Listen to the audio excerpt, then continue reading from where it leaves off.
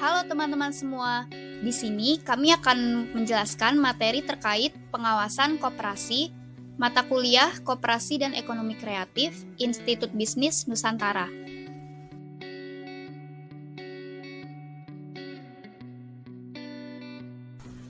Sebelumnya, saya akan memperkenalkan anggota kelompok saya. Yang pertama, Siva Mutia Putri, yang kedua Angelika Sinaga, yang ketiga Ica Viviana, yang keempat Christina Emilia, yang kelima Siti Zahra Anissa.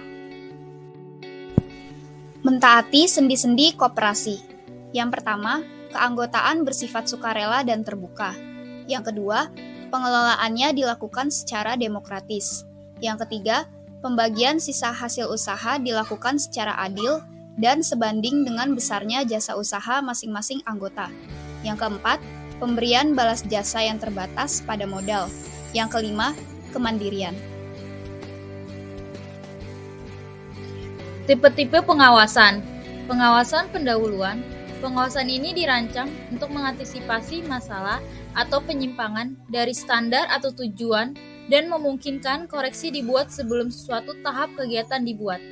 Pengawasan pada saat pelaksanaan kegiatan dilakukan untuk menjamin ketepatan pelaksanaan suatu kegiatan.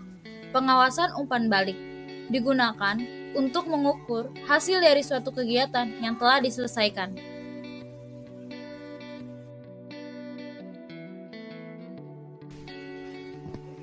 Metode pengawasan. Metode pengawasan yang digunakan manajer dalam menjalankan fungsi-fungsi manajemen adalah 1. Metode pengawasan non-kuantitatif, yaitu dengan cara pengamatan, pelaporan lisan dan tertulis, evaluasi pelaksanaan dan diskusi antar manajer dan bawahan tentang pelaksanaan suatu kegiatan. 2. Metode pengawasan kuantitatif, yaitu dengan menggunakan data khusus yang digunakan untuk mengukur dan memeriksa pengeluaran.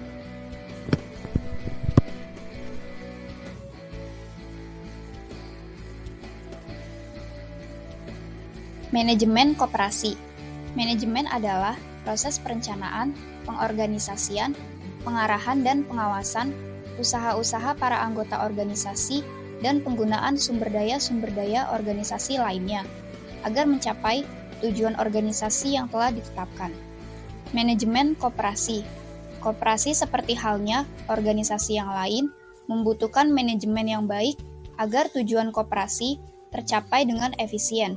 Hal yang membedakan manajemen koperasi dengan manajemen umum adalah terletak pada unsur-unsur manajemen koperasi, yaitu rapat anggota, pengurus, dan pengawas.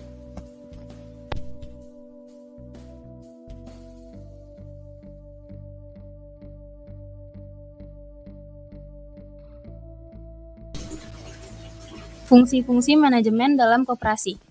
Ada 4 fungsi-fungsi manajemen dalam koperasi. Yang pertama adalah fungsi perencanaan. Suatu proses perumusan program beserta anggaran yang dilakukan koperasi sebagai tindak lanjut dari strategi yang hendak dilaksanakan. Yang kedua, fungsi pengorganisasian, yaitu pembagian tugas dan wewenang dalam koperasi atas pelaksanaan rencana-rencana koperasi. Yang ketiga, fungsi pelaksanaan, merupakan proses penerapkan rencana koperasi dengan cara berkoordinasi dengan unsur-unsur dalam koperasi. Yang keempat, fungsi pengawasan, merupakan upaya yang dilakukan oleh kewenangan yang lebih tinggi untuk mengukur struktur organisasi koperasi. Struktur internal organisasi koperasi meliputi 1. Unsur-unsur alat perlengkap organisasi koperasi, yaitu rapat anggota, pengurus, dan pengawasan koperasi. 2. Unsur pelaksanaan teknis, yaitu manajer dan karyawan lainnya. 3.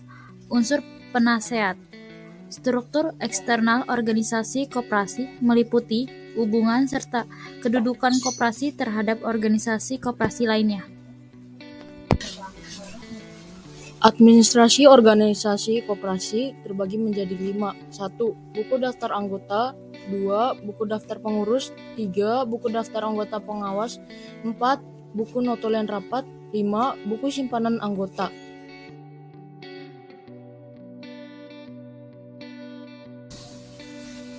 Simpulan, sebagai lembaga ekonomi yang berwatak sosial, berasaskan kekeluargaan dan gotong royong, maka jelas kiranya bahwa sistem manajemen di lembaga koperasi sangat diperlukan dalam mencapai tujuan koperasi. Terima kasih.